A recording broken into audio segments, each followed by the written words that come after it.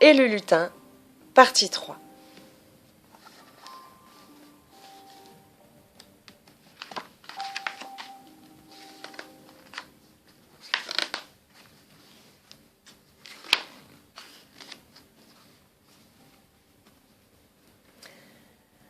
Cette fois, et on le comprend, le lutin a perdu patience. « Tu m'ennuies à la fin. A-t-on jamais vu ça ? On lui donne tout ce qu'elle demande et il y a toujours quelque chose qui ne va pas.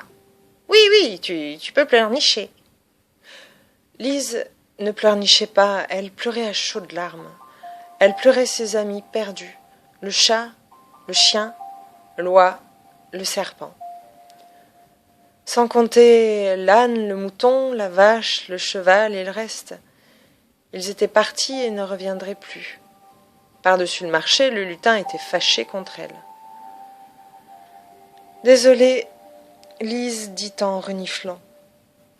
« Tant pis, que veux-tu, ne me donne pas de cadeau. »« Mais j'y suis obligée, protesta le lutin.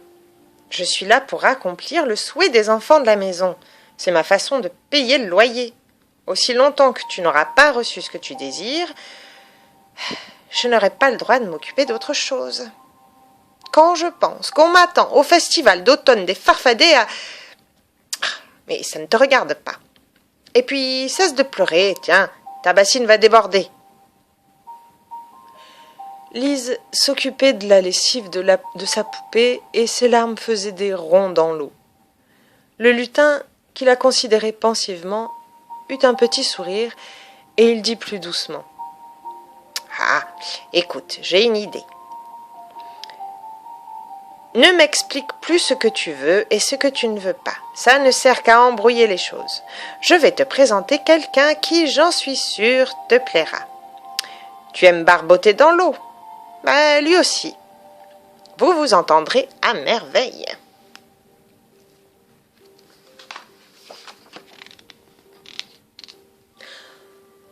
On a gratté à la porte et un raton laveur est entré.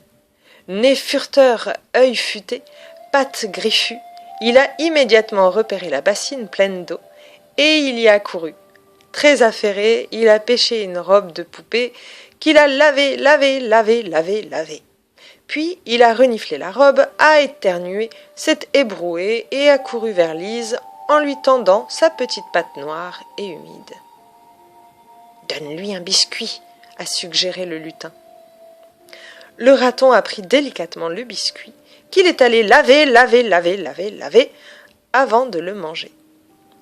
Après cela, il a trotté dans toute la maison, explorant son nouveau domaine.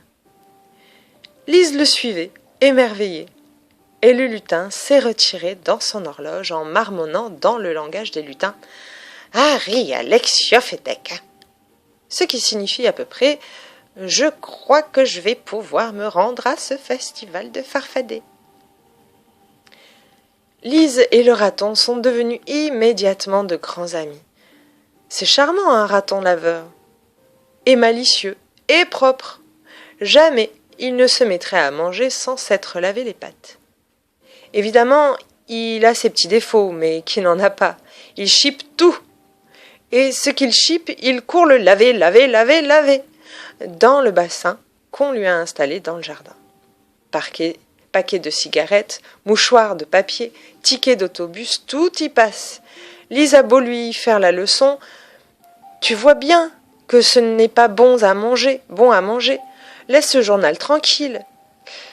Non, le raton la regarde de son œil malin, mais malin, et il continue ses chapardages.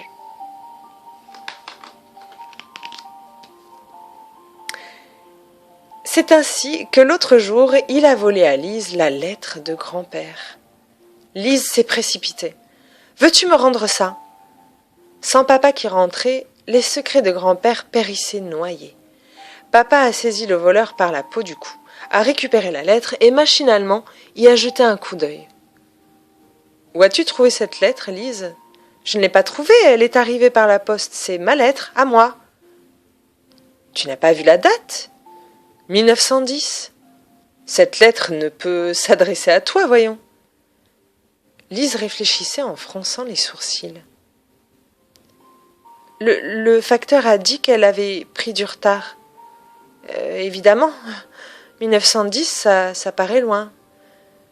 Mais alors comment ça se faisait que grand-père me parle à moi, à sa chère Lisette? Il ne s'agit pas de toi, chérie, ta grand-mère s'appelait Lise aussi. Et en 1910, elle devait avoir ton âge. C'est son grand-père à elle qui a écrit cette lettre, tu comprends? Têtue, Lise secouait la tête. Mais tout est arrivé comme ce grand-père l'a écrit.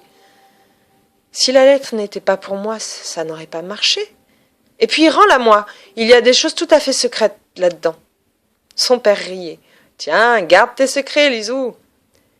C'est égal, une lettre qui met plus de 70 ans pour faire 700 kilomètres, on n'a jamais vu ça. Assis sur le balancier de l'horloge, le lutin ricanait. Ces hommes, un petit retard de rien, de pas même un siècle, et ils en font toute une histoire. Comme si cela avait de l'importance, pas vrai, mon vieux tic-tac? Et le raton laveur, direz-vous? Il va bien, il habite toujours chez Lise et chaparde de tout ce qui lui tombe sous la patte. Mais comment lui en vouloir? Il est si gentil.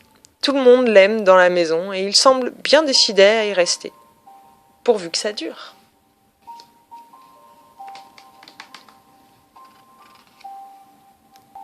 Et c'est la fin.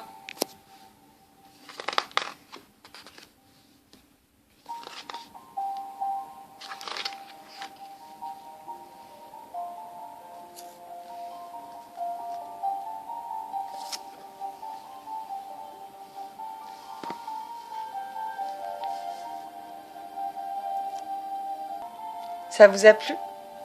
N'hésitez pas à me le dire. Et puis, j'en ferai d'autres. Et n'oubliez pas, les contes ouvrent l'imaginaire. Et l'imaginaire permet de voir la vie en plus grand. Avec les yeux du cœur. Bon voyage!